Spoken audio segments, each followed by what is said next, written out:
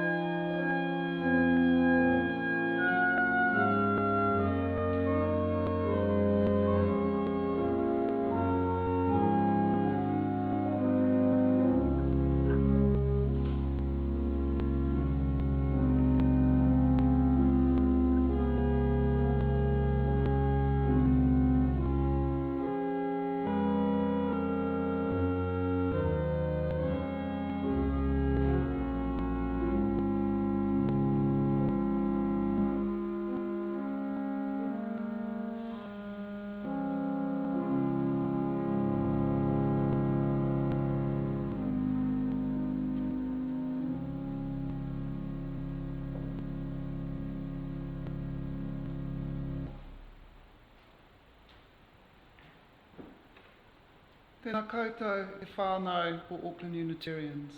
Tēnā koutou ngā manuhiri. Haere mai koutou ki tēnei hui. Haere mai ki te kaupapa o te rānei. Haere mai ki tēnei whare karakia o te atua. Ki atu i te kotahirau tau no hutapu ana. Ko Rachel Mackintosh tōku ingoa. Ko te kai kōrero e nai nei. No era tēnā koutou. Tēnā koutou, tēnā rā tātou katoa. Greetings to the family of Auckland Unitarians, and greetings and welcome to our visitors. Welcome all to this gathering. Welcome to the kaupapa of this morning.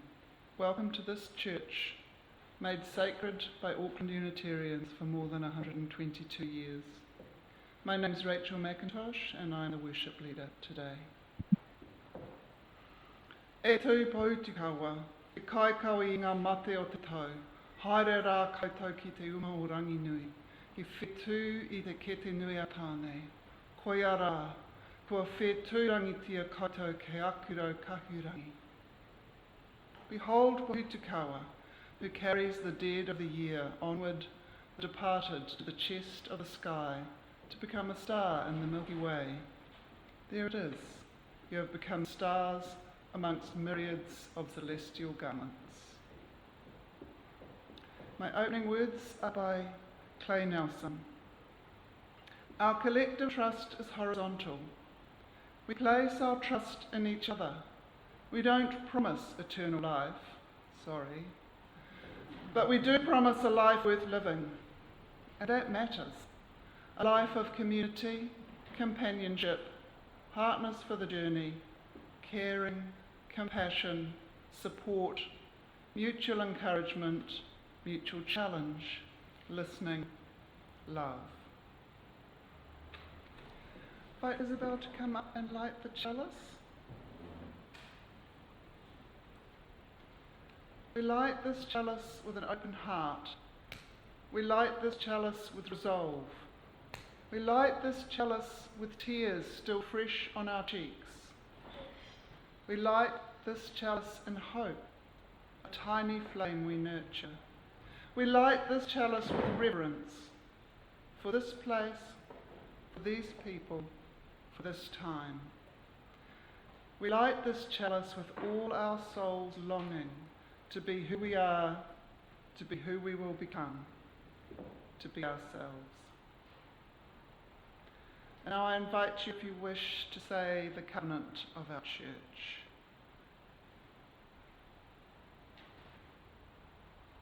Love is the doctrine of this church. The quest for truth is the sacrament, and service is its prayer. To dwell together in peace, to seek knowledge in freedom, to serve humankind in fellowship, to the end that all souls shall grow in harmony. Thus do we covenant with each other and with our God. Now it's time for some special music. Thanks to Jamie. Jamie will play Gustav Mahler's Adagietto, arranged by Noel Rawstrone.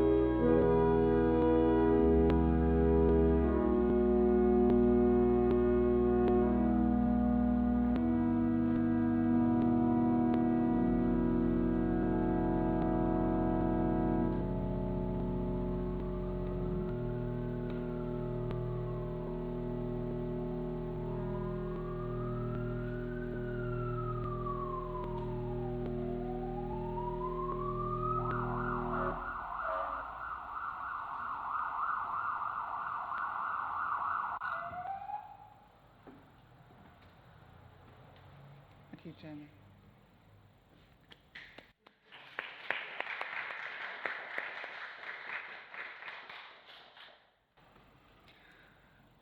My reading this morning is The Owl and the Pussycat by Edward Lear. 1. The owl and the pussycat went to sea in a beautiful pea-green boat. They took some honey and plenty of money wrapped up in a 5-pound note. The owl looked up to the stars above and sang to a small guitar.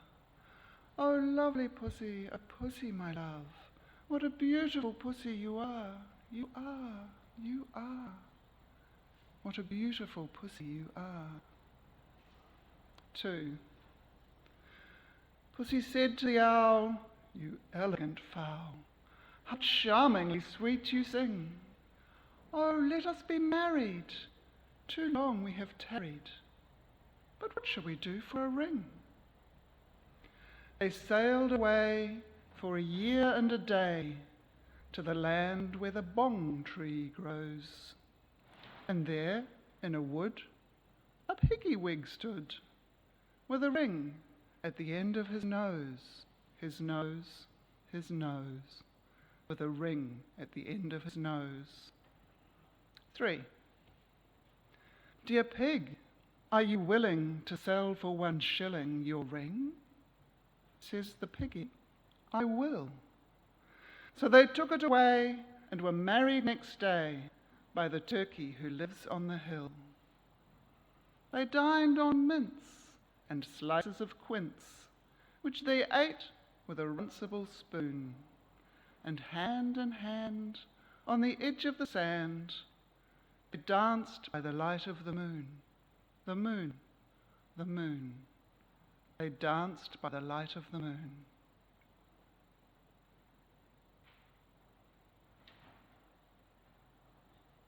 A year and a day. Barbara Kingsolver, in her novel Demon Copperhead, has Demon say this: "She looked at me in the eyes and we were sad together for a while. I'll never forget how that felt, like not being hungry. Like not being hungry. She looked at me in the eyes and we were sad together for a while. I'll never forget how that felt, like not being hungry." Have you ever been seen like that by another person? Have you ever shared such a deep understanding, be it of sadness or of some other emotion? Do you know that feeling of not being hungry? Will you ever forget how that felt? I will never forget how that felt. A year and a day ago was All Souls' Day. Yesterday was All Souls' Day again. All Souls' Day, which follows All Saints' Day, is the day for remembering all those souls in purgatory. All Saints' Day being the day for all souls in heaven. Heaven and purgatory don't resonate much generally with Unitarians, but the inclusive feeling of all souls and all saints may speak to us nevertheless, as we live our Unitarian values of interdependence, pluralism, generosity, transformation, and love. In Mexican tradition, El Dia de los Muertos, the Day of the Dead, falls on the 1st and 2nd of November. That tradition predates colonization and is a time when the living are briefly reunited with the dead. A year and a day ago was All Souls' Day 2023, El Dia de los Muertos. Clay Nelson, my love, died that day. My heart broke that day. I couldn't understand how to be in the world. How could I go among the living with such a gaping wound in my being? How could I be? It was all just pieces shattered. Not just pieces shattered, but also pieces missing. These pieces missing. the ritual of candlelight at dinner, the weekly journey to church on a Sunday with Clay in his pre-game zone, the daily telling of our days, not just the headlines, but the feelings, the mistakes, the triumphs, the mundane, the embarrassments, the transformations. The delight in seeing the world anew through another person's eyes. The reaching out to touch fingertips. The being seen. The not being hungry. The Day for All Souls 2023 was the day my heart broke in a particular, personal, individual way. On the Day for All Souls, all the dead, and every one of us left behind have a particular, personal, individual story. Today I'll focus not so much on all the souls in purgatory, but on us who are left behind to live. How can we do that? How can we make sense of the pieces? Broken pieces that may be like an ice floe broken off the ice shelf, floating, diminishing as it melts away, carrying its doomed and lonely polar bear. Broken pieces that may be like fallen, dying leaves on a river, jostling against each other as they are swept downstream. Broken pieces may be boulders and pumice and obsidian and steam and lava, exploding, thundering, flowing, burying the green land of our formerly stable lives. Broken pieces may be raw and gaping wounds where a life has been ripped away. Broken pieces may be shells, shards of glass, shards of concrete, shards of life, death. We, humans, who look for patterns, who crave certainty and understanding, who like to make sense of everything, how can we make sense of our broken hearts? How can we make sense of the fact that that feeling of not being hungry is consigned and confined to our memories? Here I am, after a year and a day. Is this where the bong tree grows? The Owl and the Pussycat is a nonsense poem. How can we make sense of it? The Owl and the Pussycat is the first, but by no means the last place that the word runcible appears. Someone tried to tell me once that a runcible spoon is a spoon with a bowl at both ends, and you may have seen that illustration. It is really convenient for those of us who like a clear meaning, who like to make sense of things. Edward Lear wrote The Owl and the Pussycat in 1870, and over the following 25 years he gave us a runcible cat, a runcible hat, a runcible goose, and a runcible wall. I don't think they all had a bowl at each end. Thus our conveniently clear meaning melts away. Where is the sense? But The Owl and the Pussycat is a nonsense poem. What do those things mean, sense and nonsense? What are they to a Unitarian in a free and responsible search for truth and meaning? How to make sense? What does that even mean, to make sense? Merriam-Webster helpfully tells us that to make sense is to have a clear meaning.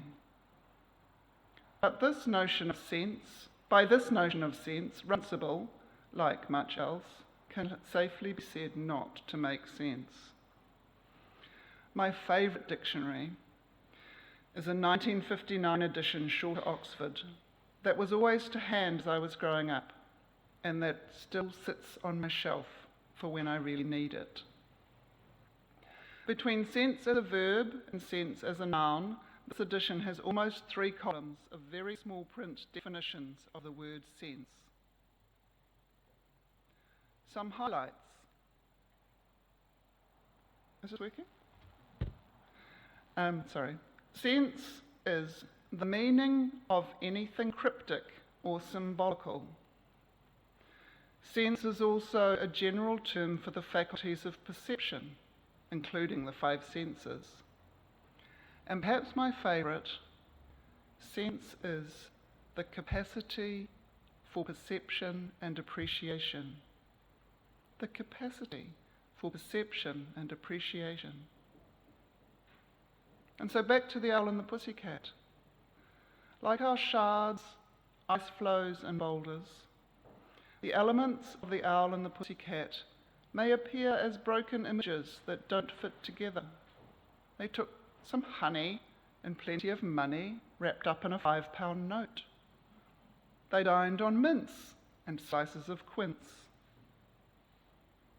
They may not make sense in the Merriam-Webster sense of having a clear meaning, but perhaps they make sense in that they stimulate our capacity for perception and appreciation. What might we perceive in this poem? Is its lack of a clear meaning a place for us, like good Unitarians, to live the questions?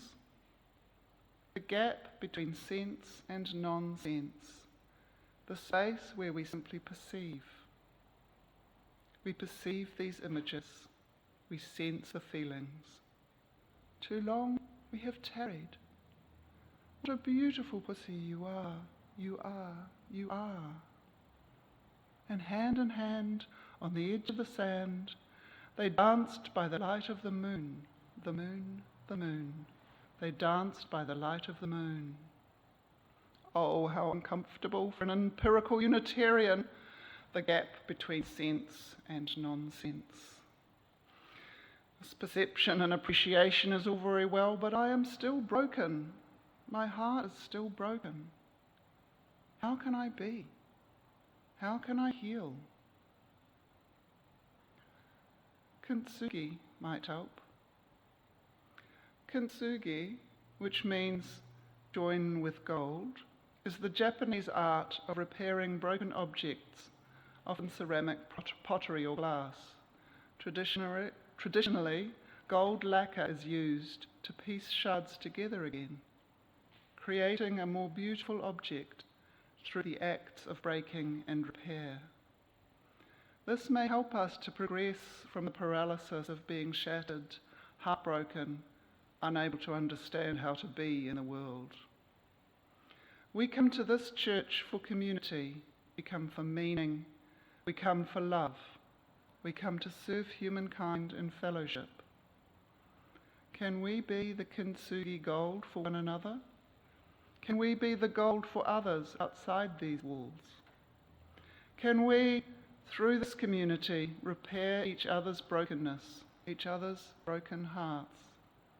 Not repairing each other to a state as good as new, not a repair that disguises pain, a repair that takes the brokenness and honours it, a repair that integrates our memories of the souls departed, our memories of love. Can we walk with each other's grief? Can we appreciate the polar bear on the ice floe and give her another place to stand? Can we marvel at the majesty of the erupting volcano?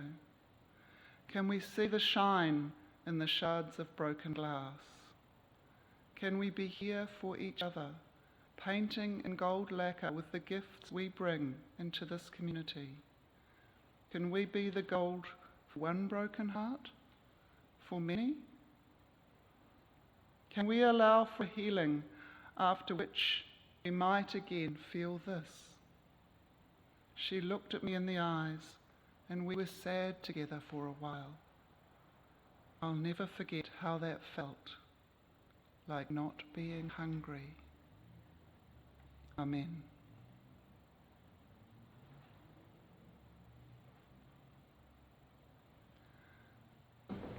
So now we will extinguish the chalice. Thanks, Isabel. You could put all the candles out, sweetie, with us, not fun. We extinguish this flame, but not the light of truth, the warmth of community, the fire of commitment, or the power of transformation. These we carry in our hearts until we are together again.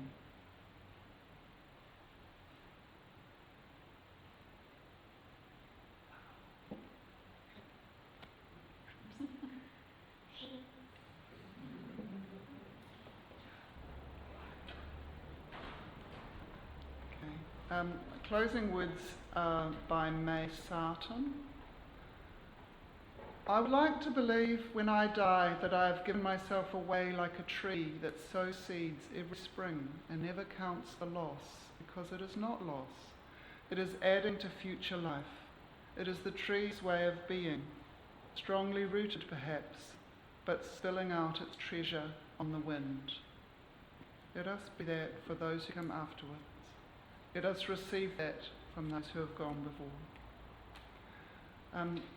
We have a discussion question, so after the postlude, Kate will arrange breakout rooms for the Zoom participants and in the church if you could form into small groups. And the question is, how do you remember the dead?